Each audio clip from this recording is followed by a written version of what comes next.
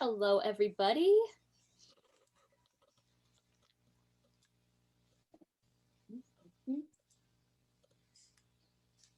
We will get started right on the hour out of respect for everyone's time today.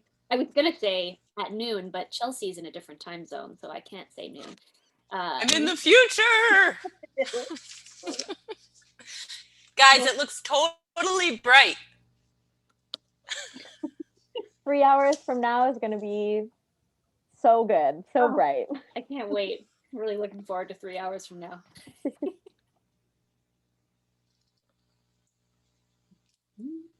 Me too, which will be 6. Mm. Which is my next presentation today. Here. About Station 11. Ooh. I am intrigued. One of my favorites. Is it? It's not one of my favorites, but it is the National Endowment for the Arts Big Read. And so my program is Bug Out Bags, and it's based on the Squamish program when we made Bug Out Bags for earthquake readiness years ago. Except I'm going to have a lot of books in my bag. Sure. I will admit that I haven't read the book in like 5 years, so who knows? Who knows what present day Jeanette would think. I tried it 5 years ago and failed, and have brought it. I managed to do it this year. So we're right. It's 3:01, but yes, we're on the hour. So I'll start my housekeeping for the folks that are here. And thank you to everybody who is here. We do appreciate you being here. And of course, the first thing I will say is that we're recording the session. So if you are attending and you really enjoyed a session and you want to recommend it to other folks, we will distribute the YouTube link after the session, so you can share it with your friends and colleagues. I have a feeling there's going to be some great content that you will want to share. So in terms of housekeeping for this event, we are, as you can see, in a Zoom webinar today. So there are 2 ways to communicate with us, the panelists. You can submit a question using the Q&A button. Now, keep in mind that those will be attached to your name, so they're not anonymous questions. If for some reason you want your question to be anonymous, you can send a message just to me, and I will read it out to the other panelists and not include your name. We understand that some of this content or some of your questions may be personal or, a little bit private, so you're welcome to submit questions anonymously like that. We were looking into closed captioning this event, and I haven't got a handle on Zoom captioning yet, but we will be adding closed captions to the YouTube video after the fact. So if that's something that helps you, you will be able to access captions on the YouTube recording after the fact. Oh, and a few more people have joined us. Hello, folks. So closed captioning will be coming. There will also be a resource list that we will be distributing, and it's going to include new items, but also some of the resources that Chelsea has shared in the past when she's done this session. So it's going to have lots of resources for you related to this topic. If you guys are all here now, thanks for being here, but hi, hello, if I'm talking to you in the future and you're watching the recording, but you have a question, you are welcome to submit it to Chelsea or Rachel. They'll be sharing their contact details during the session.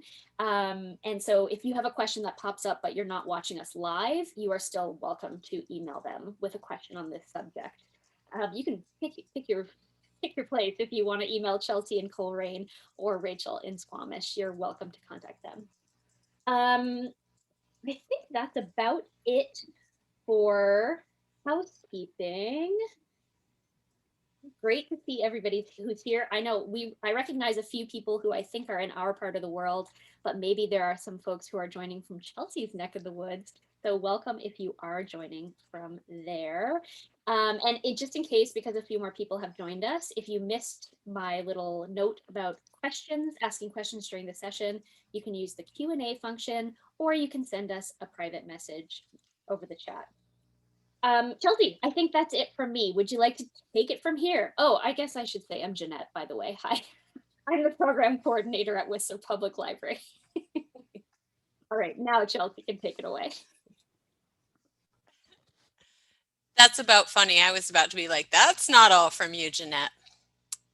How's my volume, since we were curious about that before? Is it okay? All right. And I can't see folks. I started putting a couple things into the chat. Good for everybody to know that there is a chat where you can put your questions. We thought we would start today's conversation by talking about how we ended up to be together, this unlikely group of libraries. So we have here Rachel Bergquist from the Squamish Public Library. She is the public services librarian there. And you just met Jeanette, my friend from the Whistler Public Library. And I'm Chelsea from the Griswold Memorial Library in Colrain, Massachusetts. And today's presentation is a continuance of a program that has really gotten some miles. So I've been working in libraries since 2009, but this is my clique here. This is where I've spent the bulk of the past 10 years and where we started doing this talk. When I was in my first library role at Squamish Public Library, I was working 2 jobs also at the Simon Fraser University Library in Vancouver, where I was teaching an information literacy class for incoming freshmen. And I said, hey, this I think would be a really good fit, something we should offer for the public. So we started running a version of that for the public at the Squamish Public Library. And participation, we called it digital literacy or information literacy. Participation was, we had 1 or 2 people show up, mostly staff, and decided even though that is like a good program, we wouldn't continue running it. A couple years later, I went to work for the Whistler Public Library. It was 2016. It was October. And in November of 2016, Jeanette came to me and said, you really need to talk to our people about fake news. We really need to talk about fake news, and convinced me to run the program again. We still didn't have great participation, but again, we knew it was a good talk. We started playing with how we branded it, and then seats started filling up. And also there's been just like a lot more attention about media literacy, information literacy, fake news, conspiracy theories. This wasn't stuff people talked about in 2014, and now it seems like it shapes so much of the world that we live in. So I'm so glad that we can all be together today, even though we're on different sides of the continent, joining from all over. We're going to be sharing some ideas that were core to this course all along. Lots of new ideas though, and that's why the first thing in the resource list is one of the previous versions, because it has lots of the definitions and foundational stuff that we covered in previous versions of this talk. Today we're doing the 2021 version, but feel free to backtrack and do your homework on your own and look at the older ones. Especially I think some of the folks who are here, hi PETA, might have seen the previous older versions. And Jeanette. Jeanette's been there for like most of them. So Jeanette and Rachel are joining us from the unceded territories of the Squamish-Illilouette First Nations. And before we get going more, well, this is a part of our presentation. It's an important part of our presentation. And so I would love to hear a little more about your relationships to where you are. And I'm sure our folks who are joining from Colrain in Massachusetts want to learn about where you are as well, which is the top left-hand corner of the map here. Sure thing. So I will jump back in and say that I am really grateful to be coming to you today from the shared traditional unceded territories of the Squamish Nation and the Lil'wat Nation. We're so lucky to live, work, and play on these territories. And it's funny, thinking about delivering our traditional, territorial acknowledgement, but thinking about what I what I usually do when I deliver the acknowledgement. One of the things I like to do is share another initiative that the library might be doing to promote truth and reconciliation. So, for example, today I'll say, if you're interested in learning more about this area and the Indigenous people of the Squamish Nation and the Luwa Nation, Whistler Public Library is hosting a monthly series called Breaking Bannock with the Squamish Luwa Cultural Center, and we're interviewing their staff members. So the next session is on May 13th, and I will be interviewing Maggie Wallace, who is their first cook in the Thunderbird Cafe. And we're having a really great time meeting their staff and learning how they got involved in working at the Squamish Luwa Cultural Center. And for those of you who are in Colrain or elsewhere, it's a really wonderful cultural center that is kind of a unique place in Canada that is run by the two nations who exist in this area. So that's it from me. Rachel, do you have anything to add?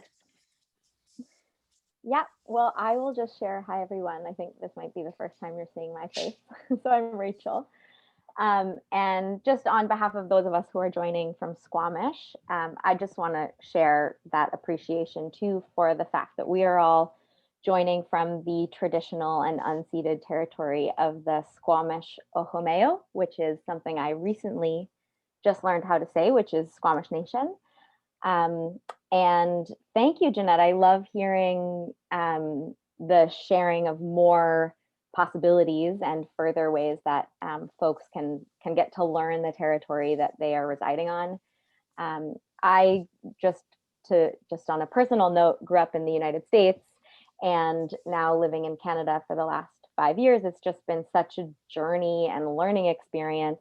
And a lot of that started when I first started to hear territorial and land acknowledgements. So it feels like a very personal journey of learning. And I feel really grateful to be here and to have the opportunity to share a land acknowledgement and to be in a space where this is becoming normal and expected. And it's great. So thank you. And that's it for me. Thank you, Rachel. And that was a really good segue. So you guys know I've come back to Massachusetts, and one of the things that really struck me was, wow, territorial and land acknowledgements had not caught on here and are just starting to catch on. And so our board of trustees at the library and lots of folks locally have been giving this a lot of thought and research and reading into it. So I'm going to share an example of what an example of one land acknowledgement from this area now, and then I'm going to talk a little bit more about land acknowledgements and how those pertain to our conversation today. So we give thanks for the Indigenous people who have stewarded the land and waters of the Connecticut River for more than 15,000 years. We acknowledge that we now inhabit this land that was seized, expropriated, and stolen from Indigenous people, homelands to the Pecumtuck, Nipmuc, and Abnaki, whose people and their descendants still live here among us. We pledge to build community and restore justice with the Indigenous people of this land. We give thanks to the source of their lives and ours for this opportunity to gather here today. So, land and territorial acknowledgements pertain especially to today's discussion about information and media literacy, information literacy, and the libraries, archives, museums, and universities especially, because it's their mandate to create truthful and factual representations. A big part of the subject of information literacy is realizing that there are more than one way of knowing. And I think that it is fair to state that the settler colonial mindset maybe represents the original Dunning-Kruger effect. So Dunning-Kruger is the the psychological syndrome where people with a low ability think that they are the bee's knees and overestimate their abilities. And so I think that when it comes to truth and reconciliation, one of the biggest parts of truth is realizing that there are multiple truths and opening ourselves to new ways of knowing. So that is a good segue to jumping into our program here and where we want to situate ourselves. And I have a couple of disclaimers for us. But our whole agenda and intent today really, can each of us commit to learning in public? Not just here, but moving forward. So this phrase of learning in public is something that I heard recently from the podcast, All My Relations. So we're looking at a slide here that shows the text learning in public in quotations and the logo from the All My Relations podcast, which Jeanette turned me on to, actually. And it's a great way to learn more about Indigenous peoples' ideas and anti-racism efforts. So again, this is fitting to our conversation today. If we want to start talking about thinking critically about the information all around us, we need to be able to be wrong. And this is the same idea as critical thinking, and a conversation that Jeanette and Rachel and I were having just about looking back at the different versions of this talk and how some things have shifted in time and they're not right anymore. And so one of those was the definition that we used to share for critical thinking, or that I shared for critical thinking, which positioned critical thinking as objective. And we're human and we're biased. And there really is no such thing as objectivity. And when we know that, it helps us to think even more critically or to show this principle of learning in public. So I invite everybody to join me in being human. And hopefully that means you'll give me permission to be wrong or mess up today if I do that. So a couple of other disclaimers that I want to share with you before I really pick up speed. This slide shows a book cover from the book Questioning Library Neutrality. The book cover depicts a drawing of a fist, and here's where I'm going with that. You've probably heard the expression, knowledge is power, especially if you've attended one of these talks before. We're talking about information, so today's topic is inherently political. Libraries are committed to helping patrons access and evaluate information, but that is not to say that all information is created equal. We're going to be talking about this lots today, especially as it pertains to media bias and the information cycle. But I just want you all to know what you're getting into so you can get off the ride if it doesn't sound like a fun time to you. I hope everyone will stay though, because again, we're examining how to evaluate different perspectives, and that's really key to learning in public. And then we can move on to create a more just society.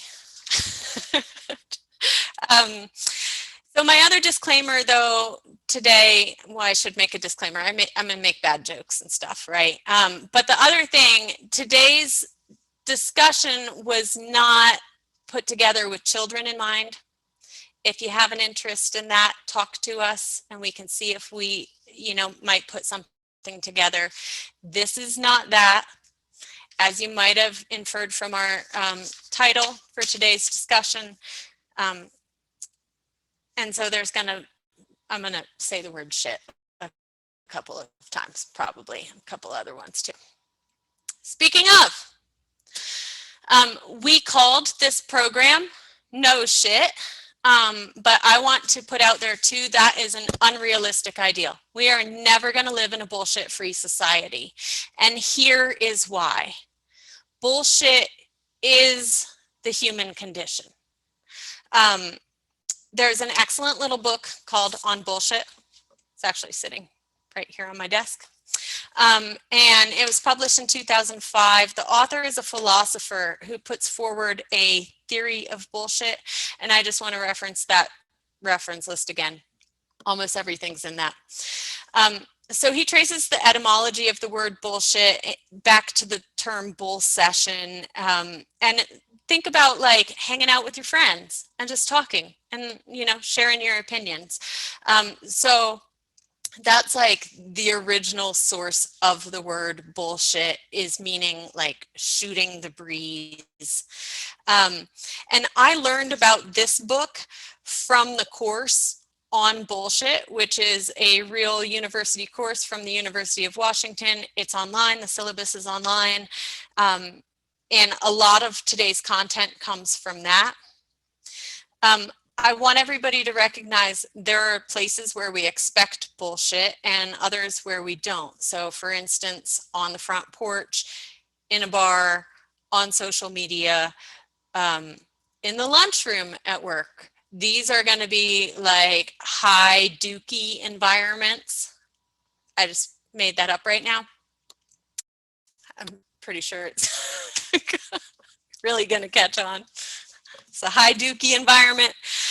Other environments where you should expect BS less. And so hopefully the library is a place that you know that you can go to where people will try to give you the most objective facts that they can. But looking back at our title, no shit, that's a misnomer. And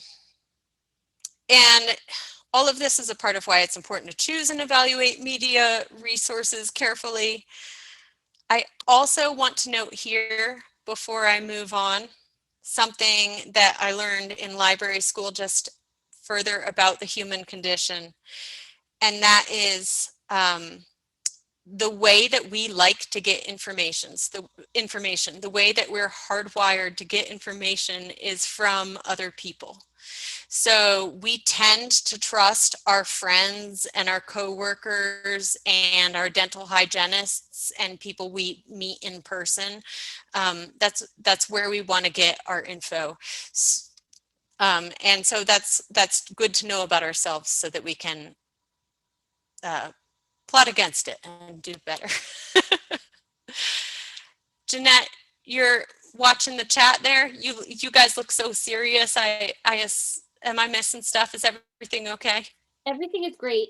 Chelsea, I will just say the link that you sent us to the resource list is not working on my end. So maybe after the fact, you can, not right now, don't worry about it. We'll check it at the end. Andrea was asking where we can find it. We'll get it to you. Okay.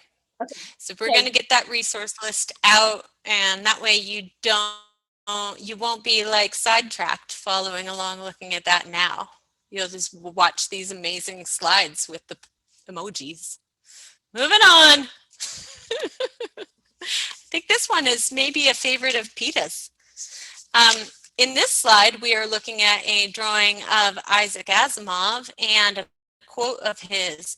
Anti-intellectualism has become a constant thread winding its way through our political and cultural life, nurtured by the false notion that my democracy means that my ignorance is just as good as your knowledge. They're missing a quote there, aren't they? So the number one rule of getting credible information is that it's really good to get it from an expert, because there's less chance that it's going to be a load of crap. And here I want to give a shout out to a book called The Death of Expertise by Tim Nichols. It's in that resource list that you can't access, along with a video of the author talking on PBS. So those are worth checking out, but he looked into why we trust experts less than we used to. So Rachel and I, we both are librarians. It is a profession that requires a master's degree. And incidentally, one of the few professions that when they do surveys of who is trusted, one of the few professions that people still say that they trust, even if it doesn't feel like it most days. Rachel. I want to say about credentialism and professionalism, it's a problem, and we have a lot of work to do in regards to accessibility and the hierarchical structures of our organizations. But that's not to say that I don't think that there's value in an education. I mean, even if that is learning how much you don't know. So I'm not trying to be anti-credentialism all the way through. I think we need to work things out. And I think there is a lot of value to expertise and folks who go to school for years and years to study a subject, of course, no more than a pundit who has looked into it for a couple of days. And can I just want to mention, because this is something that I grapple with a lot, is like calling myself an expert. I don't feel like an expert in anything, but I do feel like what I am is committed to having awareness around what I don't know and learning more about how to find answers for people and how to research, how to just take in what's coming at me and have a filter. And as you said too, it's like the last time you gave this presentation, the filter was different and it's shifting and changing. And I think a lot of what I see as my role as a librarian is like being on the ride of learning and changing, not knowing everything for sure, barely knowing anything, in fact, but knowing how to learn and grow. So right. That's all. And that's that expression, librarians don't know everything, they know where to find it, right? And usually we don't even. I like to talk through the process out loud with folks. Here's what I'm trying, here's where I'm going, here's why I'm choosing where to go next. Before I turn over to the next slide and on the subject of professionalism, I just want to make a distinction about journalism, and that is a profession that is distinct from other titles one might hold within the media landscape. And we're jumping into media coming up here soon, so buckle in. Okay, the media! On this slide, Jeanette and Rachel really love this slide, I know, because you see how great I am at PowerPoint here. Or how great PowerPoint is, maybe. So we see the media in quotes and two mystery guests here, and that's because this is an exercise for everybody. I just want you to take 1 second and think about a media personality who you trust. Maybe you admire them, somebody you go to for your news. And as you think about this, also think about where do they fit in the media landscape? Are they working for like one of the big core companies, or are they maybe outside of that? And now take a second and think of somebody who you maybe don't like. Media figures. You're not going to trust anything that comes out of them. Who is that for you? I can only see Jeanette and Rachel. I want everybody to know that I can't see y'all. I can only see Jeanette and Rachel. You guys got your people in mind? Okay, I'm going to reveal mine. This is Jim Vance. I grew up in Manassas, Virginia, and he was the guy for NBC News, and I would trust anything Jim Vance said. A lot of personality there. And then this is Sean Hannity. Everybody knows Sean Hannity. I think I don't need to introduce him. What I really want to talk about with this slide is the idea of the media, and that's why I've put that in quotes here.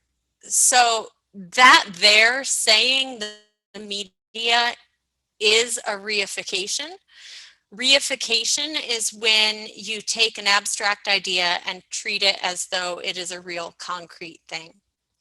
So when you hear somebody talking about the media, you know right then, actually, like, your bullshit alarm should be going off, because the media is a really big, nuanced subject. It's never one mastermind out to get you or control society or anything like that. Doesn't work that way. So we're going to talk about that in 1 second. Jeanette and Rachel, from your perspectives, either of you want to share who your Jim Vance or Sean Hannity is?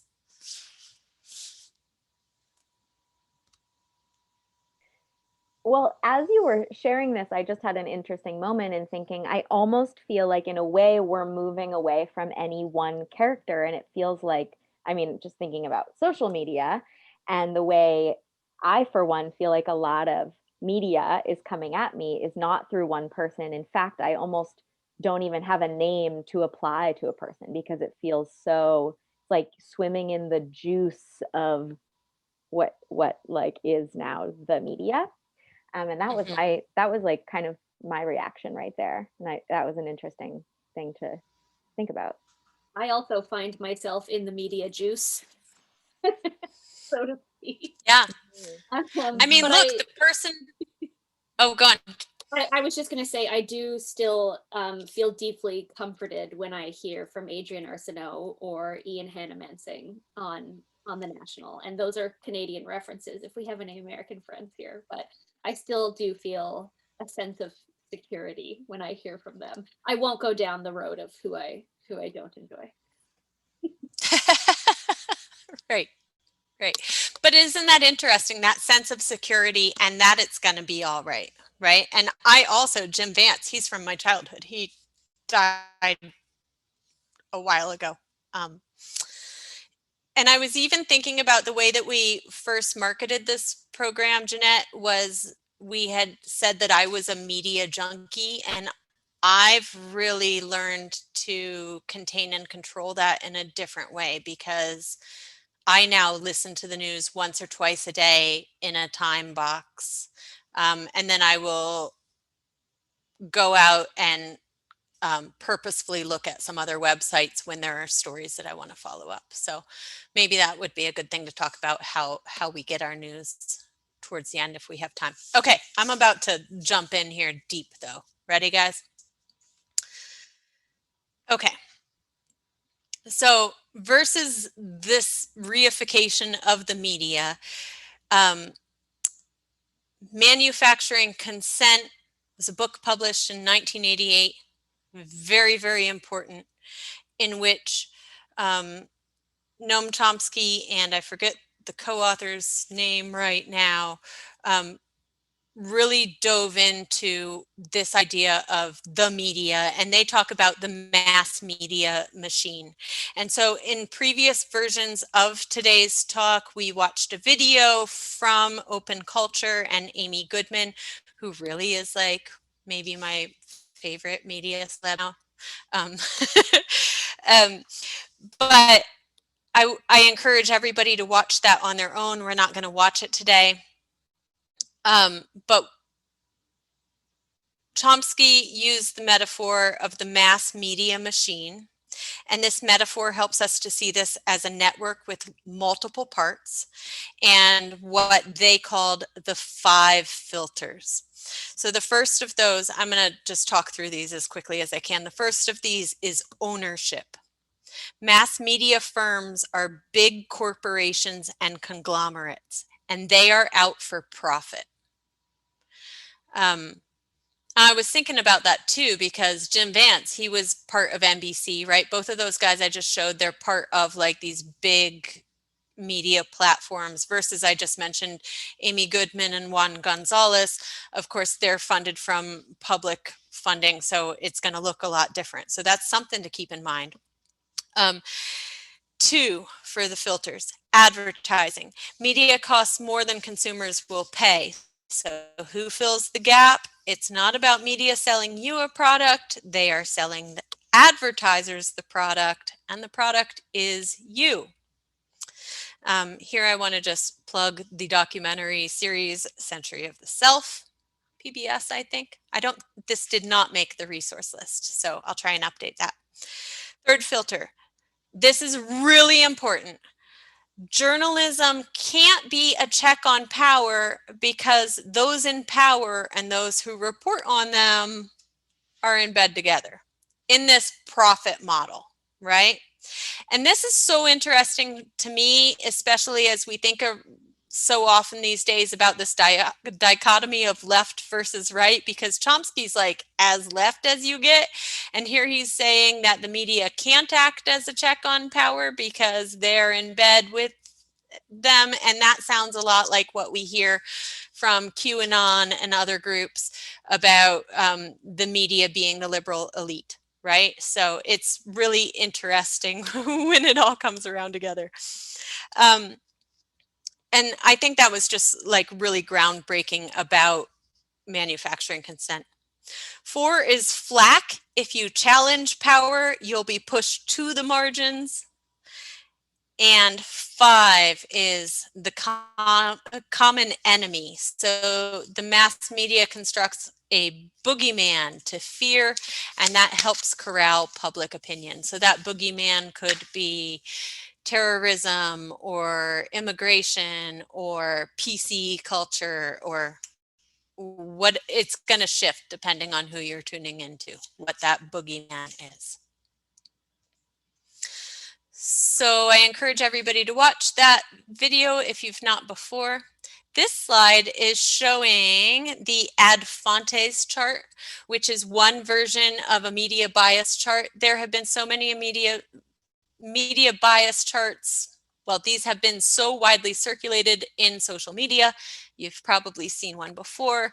We've definitely shared them in versions of this talk before.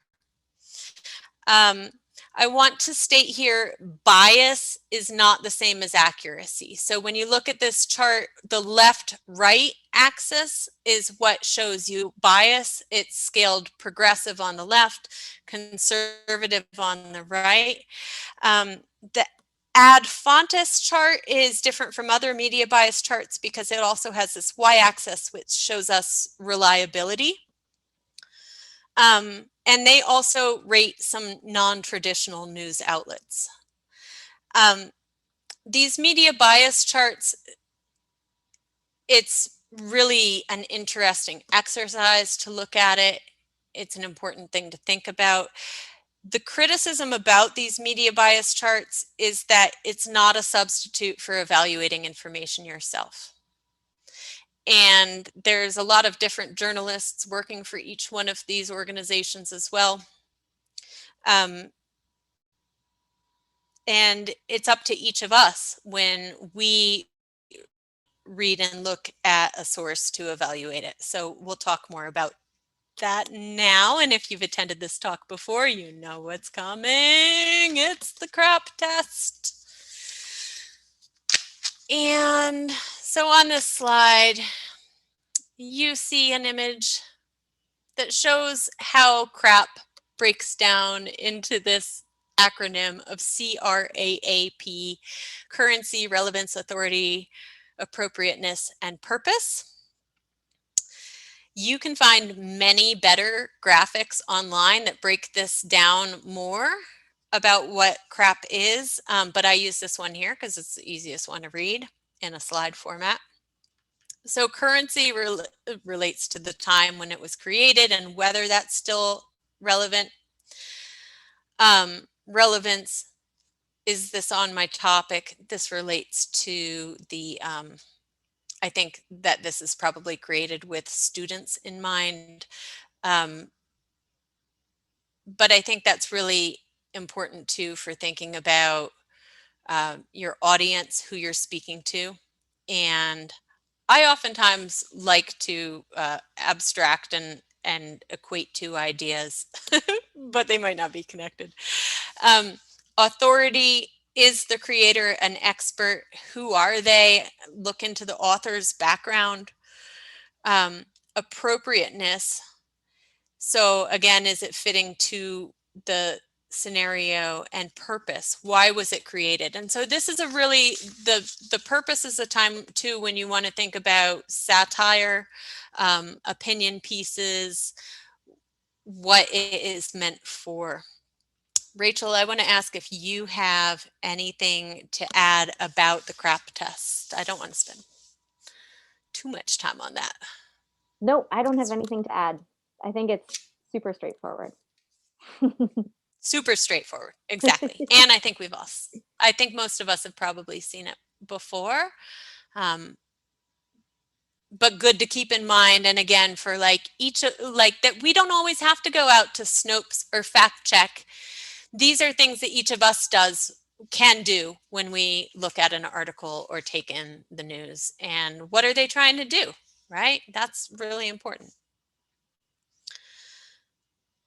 So I've mentioned Carl Bergstrom and Jevin West, who put together the Bullshit course. And I got to see them speak a couple years ago. And in that talk, they referenced this great campaign from the 80s, anti-litter campaign that was Pitch In, which was the idea that if each of us would pick up pieces of trash when we saw them, that the world would be a better litter-free place. And they said, why don't we apply this to bullshit? It's a lovely idea with a couple of flaws.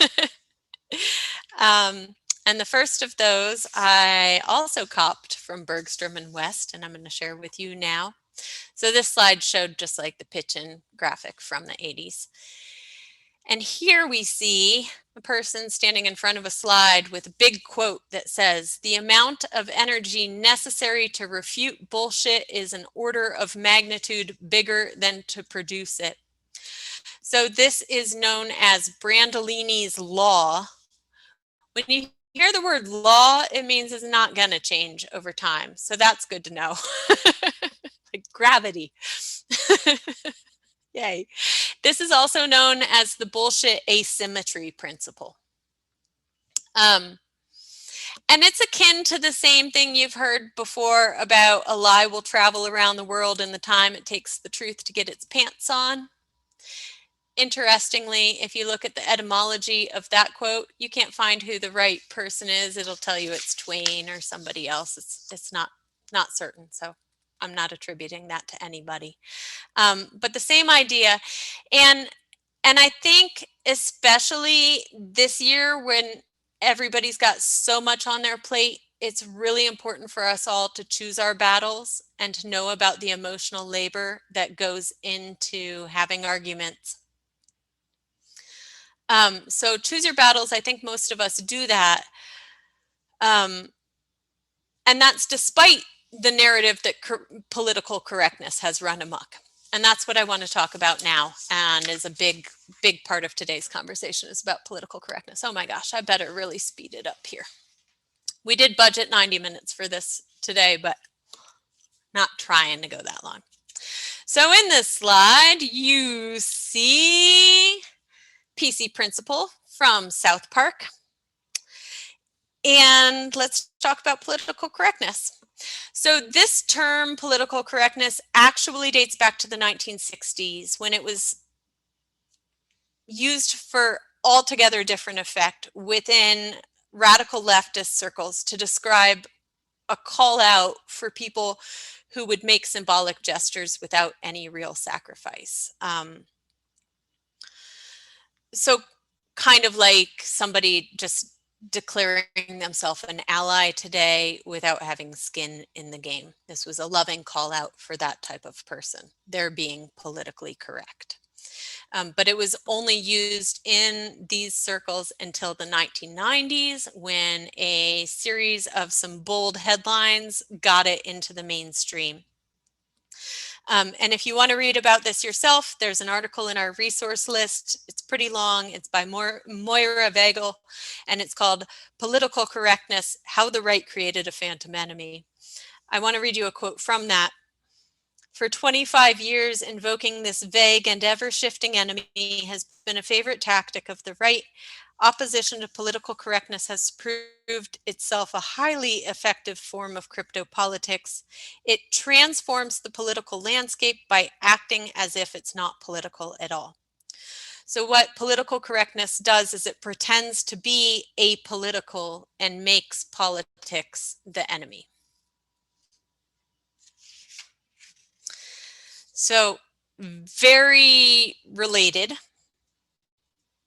the idea of cancel culture, which we've been hearing a lot, especially since the RNC last year use the phrase cancel culture a lot. So in this slide, you see the covers of a couple of the Dr. Seuss books, which recently were not published again, and were used in popular media as an example of cancel culture. So it's a buzzword that's being used very effectively alongside political correctness to strike fear into people that they're losing their expression of freedom. So again, that common enemy and boogeyman. And again, it's a phrase that's been co-opted to mean something quite different than it was originally used. According to Aja Romano from the 2020 article, Why We Can't Stop Talking About Cancel Culture, it arose originally within Black culture and may channel back to Black empowerment movements from the civil rights boycotts of the 1950s and 60s.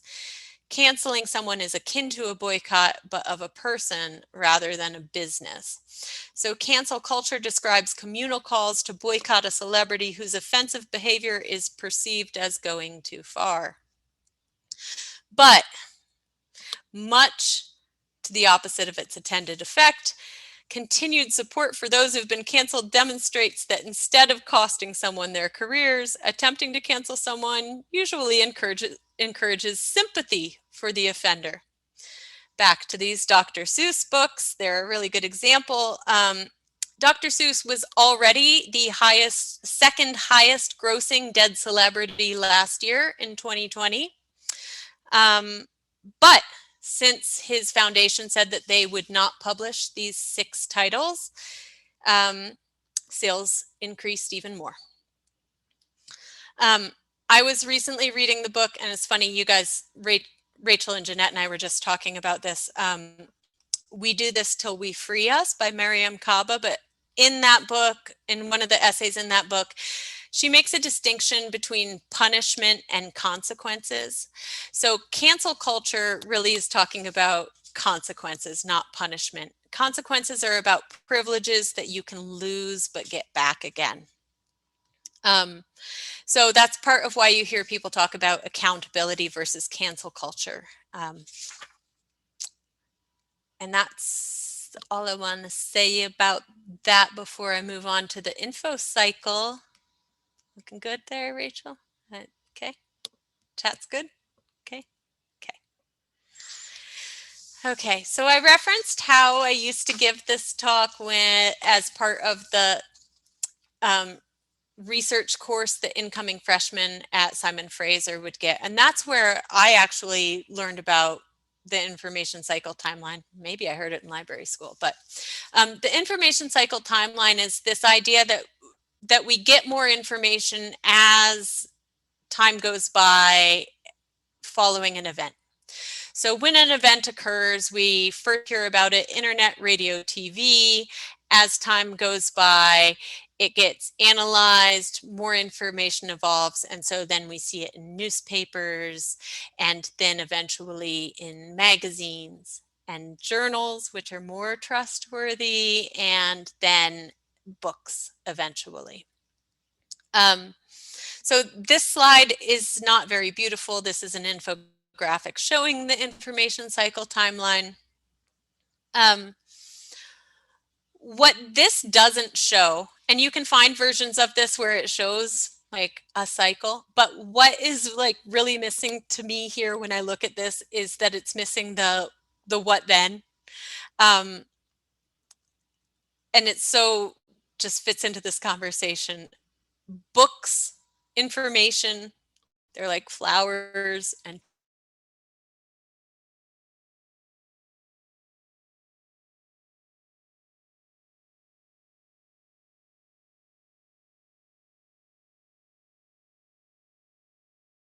and curriculums have always been in flux.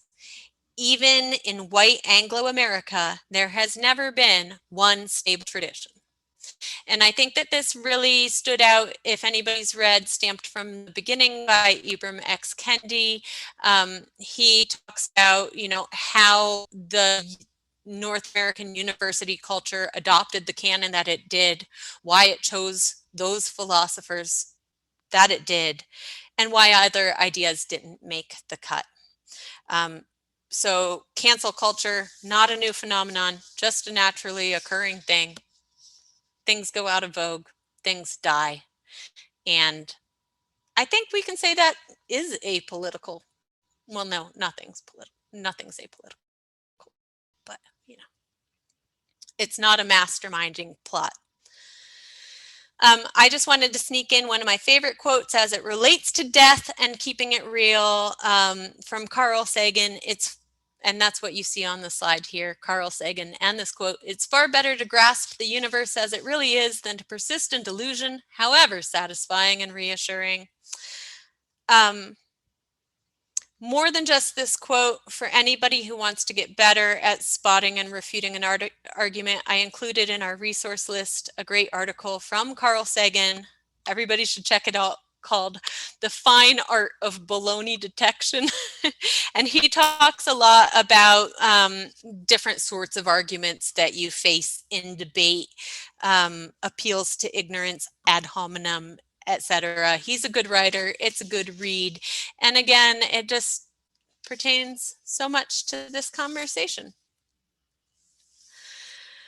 So let's talk about that crucial moment when you may have decided to call bullshit on somebody. Surely you've chosen this because it's something that's important to you. And so you want to get that shit right when you go into it. And you're probably going to be pretty emotional because it's important to you. And the other folks involved are probably going to be emotional. On this slide, we see pictures of Brene Brown on the left and Jay Smooth on the right. And here's where I'm going with these guys. If you do have a chance before you're gonna be calling bullshit on somebody to outline your plan and really think about it, it's good to parse out the objective facts. This is the what happened versus your opinion and perception. And the reason to do this is because you want to be sure that your case is airtight, because that other person definitely isn't going to listen to you if they can dispute what it is that you're saying. So if you're about to call bullshit, you can't go riding in on bullshit.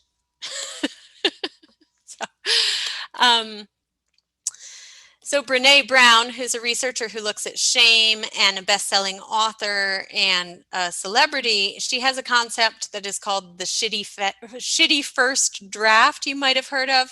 That's what you tell yourself when something first happens, but that often needs revising and stripping down to those objective facts, because we're all crazy. We're humans. We're crazy. Again, bullshit is the human condition. So it's really good, especially if you can run your shitty first draft by somebody else, try and get it back to what's objective. If you haven't read Brene Brown, this idea comes from the book Dare to Lead, is where she talks about this. The audiobook's really funny. But anyway, check your assumptions and your facts before you call somebody out. That's always something to keep in mind. I also want to plug right now the book Crucial Conversations: Tools for Talking When the Stakes Are High. It's really helped me in learning how to have difficult conversations with folks when need be. And with that, I am going to attempt to pull up a video here. We practiced this. Jay Smooth is a cultural critic and commenter, and in this video, he's talking specifically about calling out racism. It's an old video that's really stood the test of time. And before we watch it, I just want you to know, I think it applies to a lot more than just calling racism. It applies to pretty much any time you'd be calling bullshit on a person. So hang on here, I gotta still share my screen, and then I'm gonna.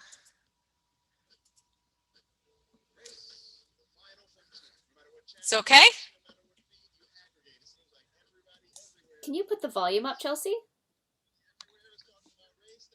Hang on. And maybe start again. He's going so fast.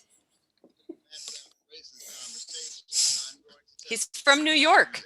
The most important thing that you've got to do is remember the difference between the what they did conversation and the what they are conversation. Those are two totally different conversations. You need to make sure that you pick the right one. The what they did conversation focuses strictly on the person's words and actions and explaining why what they did and what they said was unacceptable. This is also known as the that thing you said was racist conversation, and that's the conversation that you want to have. The what they are conversation, on the other hand, takes things one step further and uses what they did and what they said to draw conclusions about what kind of person they are. This is also known as the I think you are a racist conversation. This is the conversation you don't want to have, because that conversation takes us away from the facts of what they did and the speculation about their motives and intentions. And those are things you can only guess at, you can't ever prove. And that makes it way too easy for them to derail your whole argument. And that is the part that's crucial to understand. When you say, I think he's a racist, that's not a bad move because you might be wrong. That's a bad move because you might be right. Because if that dude really is racist, you want to make sure you hold him accountable and don't let him off easy. And even though intuitively it feels like the hardest way to hit him is just run up on him and say, I think your ass is racist, when you handle it that way, you're actually letting him off easy because you're setting up a conversation that's way too simple for him to derail and duck out of. Just think about how this plays out every time a politician or a celebrity gets caught out there. It always starts out as a what they did conversation, but as soon as the celebrity and their defenders get on camera, they start doing judo flips and switching it into a what they are conversation. I have known this person for years, and I know for a fact that they are not a racist, and how dare you claim to know what's inside their soul just because they made one little joke about watermelon tap dancing and going back to Africa. And then you try and explain that we don't need to see inside their soul to know that they shouldn't have said all that about the watermelon. And you try to focus on the facts of the situation, but by then it's too late because the what they are conversation is a rhetorical Bermuda Triangle where everything drowns in a sea of empty posturing until somebody just blames it all on hip hop and we forget the whole thing ever happened.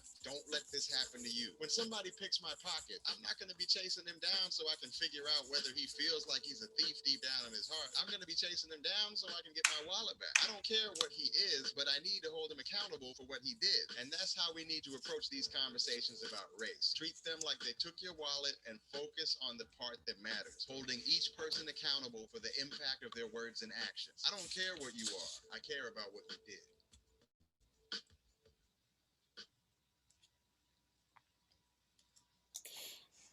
I'm just going to jump in for a second. If anybody had, I could hear it on my end, but we did get a comment about sound. Because it's recording on my computer, you'll definitely be able to hear Jace move in the recording. So if you want to get the recording, you can email me. I'm typing right now. Can you tell? Oh, no, that was just to the panelists. Panelists and attendees. Here we go. And I'm going to add, this is in the resource list too. Oh, great. So, yes. Well, if you want to get the resource list as well, you can email me. It's in the chat now. Yep. We're going to make sure everybody gets that. And so hopefully people could hear the bulk of it. And I know he talks really fast, especially if you are used to living in British Columbia, where people talk slower than on the East Coast. I think that's a fact. I don't know. Okay, that maybe it's not a fact. That is my anecdotal observation. I was going to say, as a Newfoundlander, I can say that Newfoundlanders talk way faster than British Columbians. So absolutely. I think that's so. my anecdote. But growing up on the East Coast. Okay. Our anecdotal observations aren't necessarily reality, but it does seem that way. So Jay Smooth is talking about pinning things down to the facts, what somebody did versus what they are. This is really good to keep in mind in any time of calling BS sort of conversation. I need to share my screen again so you guys can see slides. Okay. You see Jay and Brene? Yeah. Okay. Now you see Maya. This slide shows a picture of Maya Angelou with the quote, "Do the best you can until you know better. Then when you know better, do better." think we've all been called out before if we're watching this, and it's okay. And that's, you know, back to the idea of learning in public. But information literacy is also about seeking to know better, not just sitting back passively and waiting to be filled up with information or waiting for other people to bestow it on you and correct you. We've all got to take some ownership. So seek to know better and do better. And now brace yourselves for the most jarring transition ever in PowerPoint, one of them. Ooh. Maya Angelou to QAnon. What is this mess that we see here? This slide shows some supporters of QAnon, which is a conspiracy theory group we're probably all familiar with now because their members were very prominent among the insurrection that happened at the Washington Capitol in January. So about QAnon, here's a quote from the Wall Street Journal, which, you know, go back to that media bias chart. I think we can all agree that the Wall Street Journal is pretty conservative. They say these views center on the idea that a cabal of Satan-worshiping pedophiles, mainly consisting of what they see as elitist Democrats, politicians, journalists, and entertainment moguls, and other institutional figures, have long controlled much of the so-called deep state environment, which they say sought to undermine Trump, mostly with aid of media and entertainment outlets. So the media as the boogeyman in that 5 filters common enemy fear thing framework that we heard from Chomsky. So I don't know about Rachel or Jeanette, who both also work reference desk in public libraries, but I've had more experience than I care to in debunking conspiracy theories. And oftentimes with family members or people I care very much about, conspiracy theories do happen to bad people. Sometimes some things that are touted as conspiracy theories aren't. COINTELPRO is a really good example of something that is maligned as a conspiracy theory when there's a lot of hard evidence to back that up. And in fact, the conspiracy theory itself has been debunked. But one thing that I've found in numerous reference desk interactions is that it's like the more information that you share to the contrary of a conspiracy theory, oftentimes that makes a person double down even more.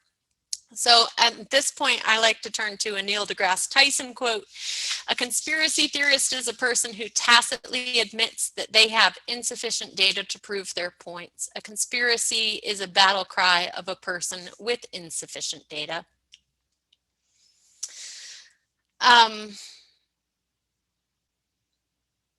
That is pretty much all I have to say about conspiracy theories, because there's no arguing with crazy, really. And people will, I think conspiracy theories are like opposite to that Carl Sagan quote of it's far better to grasp the universe as it is than to persist in delusion. Like this is willfully choosing to persist in delusion. Can I say something? If I had to guess, oh, please go. Can you? Well, because, I mean, I was mentioning to Chelsea and Jeanette before that I'm currently reading this book it's a set of essays by Adrienne Marie Brown called We Will Not Cancel Us. And I have it right here. And it just something, I was reminded of something that I just read because I think what happens so often, not just with conspiracy theories, but with anybody who, myself included, who believes something that doesn't have sufficient evidence, is often it just feels like an emotional response. And I think Adrienne Marie Brown says that we need to be able to learn the difference between when we're in a discernment stage or like a discernment state or a fear state. And I just love that so much because we think about conspiracy theories and, like Chelsea said, it feels so hopeless or helpless to to try and, if somebody's there and they're like, yeah, I have insufficient evidence, but like, that doesn't matter to me, what do you do about that? Like, but I think in this scenario, I think about myself and I think, well, I have responsibility for myself and to work towards flexing my own muscle and working out my own muscle to learn what my fear response looks like. And when I read something and have an emotional response and how that feels to me, and to recognize that and learn to turn that into a discerning response with the crap test, with the everything. And I even was just thinking about Chelsea's statement at the beginning, knowledge is power, we've all heard, but to me, I really feel like awareness is power, and awareness around ourselves and how we take in information and how we grapple with what we're being told. And I just feel like that is a really important piece of the puzzle, is like building that muscle for ourselves in our own awareness. And it's like the picking up a piece of litter in the litter campaign. It's like, I can be responsible for picking up the litter in myself and I can commit to that. Maybe I can't always do that with what's around me or with other people, but that's something that I believe in, is that there's always litter to pick up in myself as well. Absolutely. There's that Simon Sinek, the sphere of control, sphere of influence, and then all that's beyond that, right? And then the sphere of control, you don't even necessarily have control there, though you can again commit to that growth mindset and learning in public. And you know, there's Robin DiAngelo and White Fragility, and Ijoma Oluo and mediocrity, and both of those ideas of white fragility and mediocrity actually seem to have a lot in common with conspiracy theories, or you know, just choosing this willful reality versus breaking it open and going, maybe I'm wrong, maybe I have something to learn here. So that's how this stuff is also tied up together.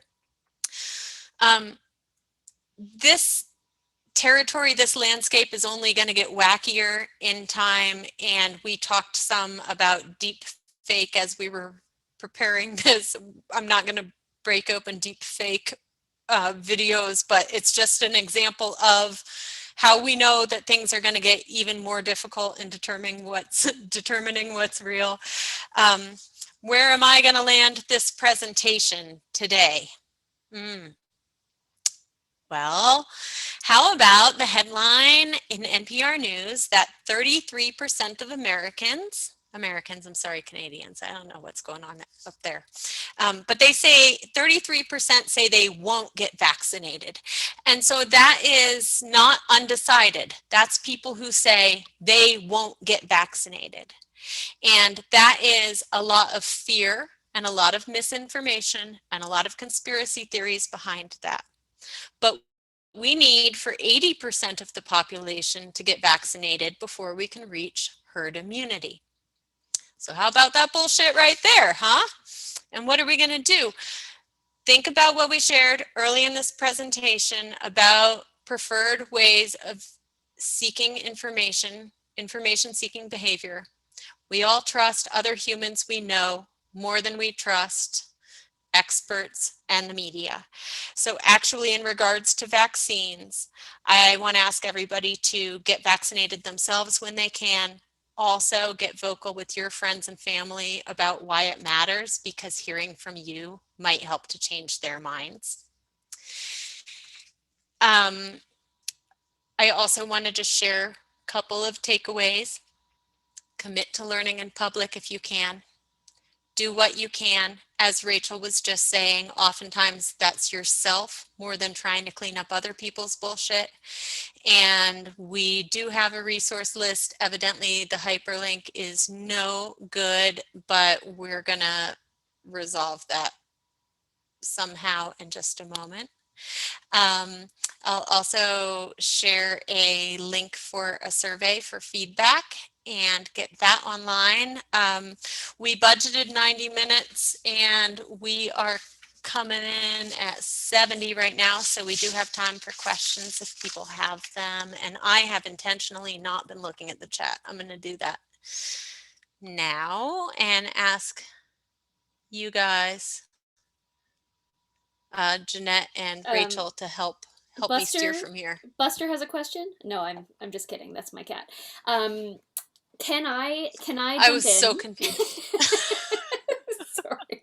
I would just like to jump in as we, and once again, yes, please, if you're still here with us, please feel free to submit questions via the chat or the Q&A function, either or. We'll look at both. But I just wanted to jump in as the non-librarian of this trio, and and say how much I appreciate that every librarian in my life is so willing to admit that they don't know everything. And that to me is so comforting because, Chelsea gave the example of saying, I'm not 100% sure about the answer for that, but let's learn together and then, do a little. I'm imagining the days where we stood next to each other at a computer, but that happens virtually too. But just the idea that librarians can help you find the correct answer to your question is it's a really comforting thought to me. Obviously, I've consumed the library Kool-Aid, and I trust the librarians in my life very much. But I hope if you're a person here who's on the fence about libraries, I doubt you are, but I hope you'll kind of take that away from this talk as well, that your librarians are here to help you. And if you are on the fence about a current event or an issue that might be unclear to you, they can help. They're here to help. And what a wonderful thing that is. Any questions from the crowd? You can also submit them afterwards, of course. I know some of this is, rather a lot to absorb. Oh, there is a question from do you see that, Chelsea and Rachel, in the chat? I do, from Vicky. Hi. Vicky says, have we read the book Hoax about Fox News and a bit of biography about Sean Hannity and how he embraced the far-right media as a pathway to wealth? I have not read that book, Vicky. I do have in the resource list, actually it didn't make the resource list, but the documentary Outfoxed from 2008, which was about how Rupert Murdoch intentionally created the boogeyman of the media and looks at a lot of the tactics that Fox News intentionally employed, such as the running banner at the bottom, the creating a boogeyman, those types of tactics. I do vaguely remember seeing the book Hoax when it came out. So maybe we can add that to this resource list that I don't have a good link for. Evidently, my link is bunk. I'm so sorry, guys. These things happen. What I'm going to do, what are we going to do, Jeanette? We're going to get this resource list out. What's the best way for us to share a link with folks? Well, I after think the fact? If they email me, or I mean, if they email any of us, that will work. Email any of us. Email any of us. Okay. I think, my email is in the chat. I'll put it in there again. Why not? Yep. And I will also, I can also send out the recording once it's ready. Oh, here's a question. And it'll be on our social medias. Yes, exactly. What? From Andrea. Hi, Andrea. What are your go-to news sources? Wants to hear from all three of us. Does one of you want to go first then? Well, I mean, since I'm unmuted, I must admit that I am still, I think I learned this from my parents, like the habit of listening to the National, that's CBC for those of you who are not in Canada. So that is still, it's funny, it's almost more ritualistic. At this point, it's like a thing that Brad and I, my partner and I, do at the end of the day, which is probably ill-advised because listening to the news right before you go to bed is probably a terrible, terrible idea, but we do it. I will also say that classic millennial behavior, I suppose. I use Instagram for a lot of a lot of my news, and I know that sounds truly ridiculous to anybody who's like Gen Z or older, but Instagram is just like any other platform. There are good sources and bad sources. And I actually find that following media sources on Instagram gives me more bite sized looks at the news that I can pursue on my own time rather than, the sort of like wave of watching an hour-long news segment like the National. So that's me. I'm a like that's probably a very millennial answer, but there we have it. What about you guys? Public radio, I agree. It feels like it's it's just like on in the car. It's on in all my friends' cars. Me growing up, everywhere I go, there's just NPR, which I feel like a ritualistic sense of warm connection. Talking about something that when I think of, I feel like safe and warm and comfortable. NPR. But I also am, I will admit that I am not a news junkie. I'm not a news, I don't seek out news.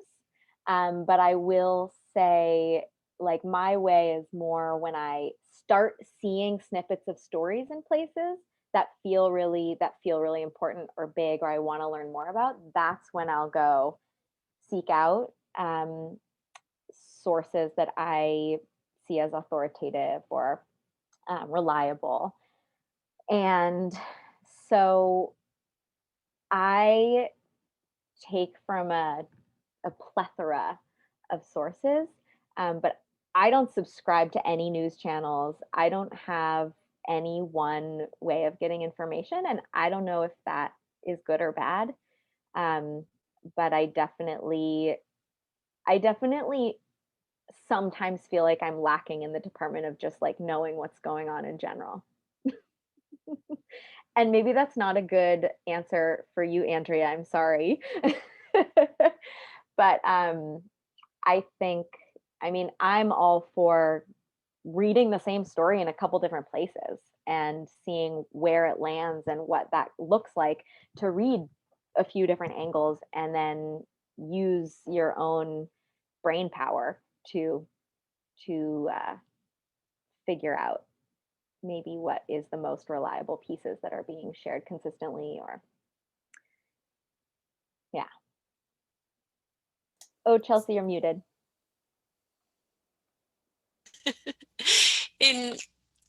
I totally agree with you, Rachel. In previous versions of this talk, we've talked about the filter bubble that we all live in and how we end up getting news that is like customized for us and how that's really problematic.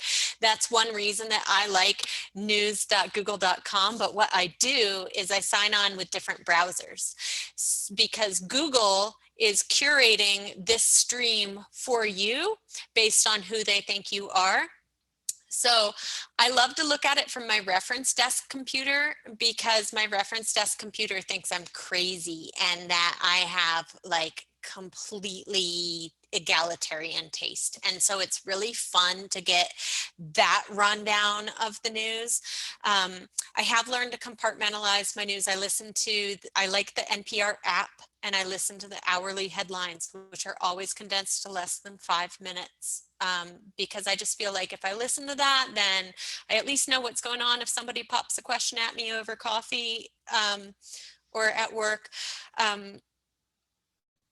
Otherwise, I like to really look at international news sources. I think it's really important to check BBC and Al Jazeera because Western culture, you know, back to other ways of knowing, we get so caught up in ourselves here, and it is a big wide world, and it is not all about North America, it turns out.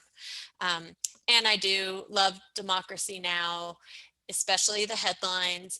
And, you know, just back to the ideas of the 5 filters, I like to get away from news sources that I know are like really big corporate funding, because you're going to get different perspective when you get away from that. So that's my big answer there. That was a great Reading question. Kita's comments.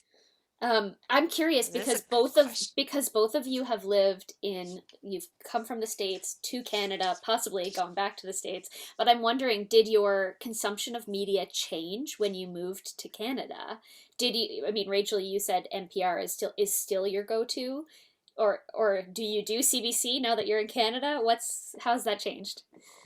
I do listen to the CBC. One of my good friends who's American, who I went to grad school with in Vancouver, she moved to Victoria, and she's so excited that she can get NPR in her car in Victoria, in the southern part of Vancouver Island. For those of you who aren't in this area of the world, it's super close to the United States, and so even like cell phones often get confused.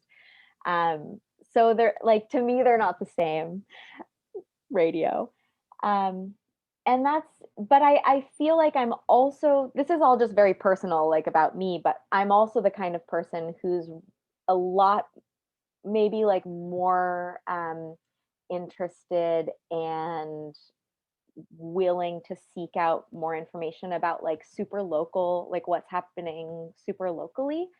So I've lived in a lot of places, and I don't necessarily keep up with what's happening in those communities unless they are like bigger picture news items, stories that are, you know, in conversation with what's happening here.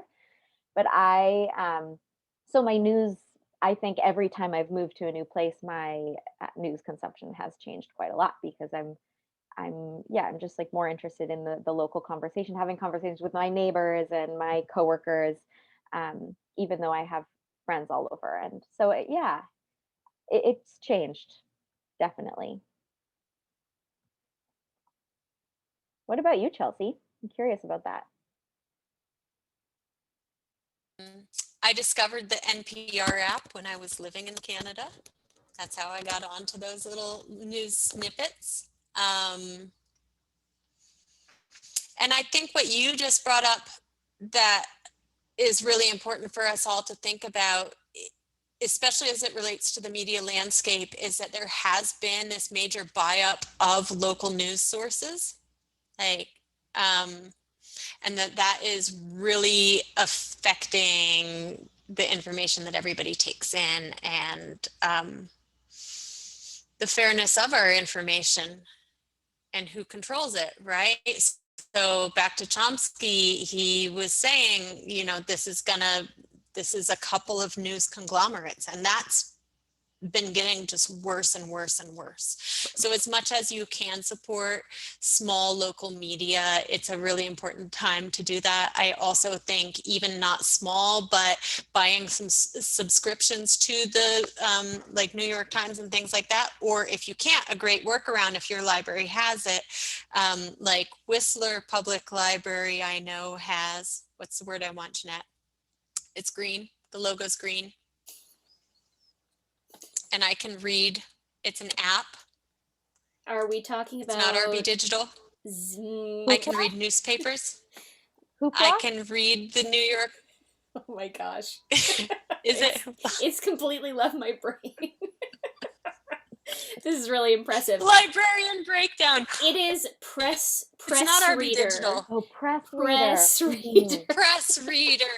Okay. Magazines so and press newspapers. reader is great, because what happens is the money that you pay from your taxpayer dollars to your library goes into this app that then covers money that goes to these journalistic resources so that everybody can enjoy them without having to subscribe to each one of them. So if your library has Press Reader, that's a really great thing to look into for getting your news.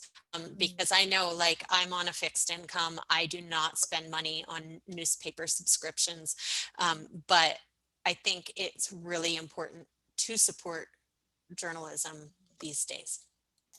I'll also jump in and say that we, Whistler Public Library did an event in March with our local newspaper, Peak News Magazine, and it was called Media and Misinformation. So it was definitely related to this topic, but it was more about hearing from the editorial team of the paper about how the reader has a responsibility, for example, to know the difference between articles and opinions, or And letters. satire. Exactly. Yeah. So I actually have the YouTube link to that discussion. I've popped it in the chat if anybody feels like listening to it. It's definitely a very Whistler talk, but I learned a lot about working at a small newspaper and sort of the challenges of living in a small town that you encounter when you're trying to be an honest and you're trying to be a journalist with integrity, but you're in sort of a bubble. So very interesting.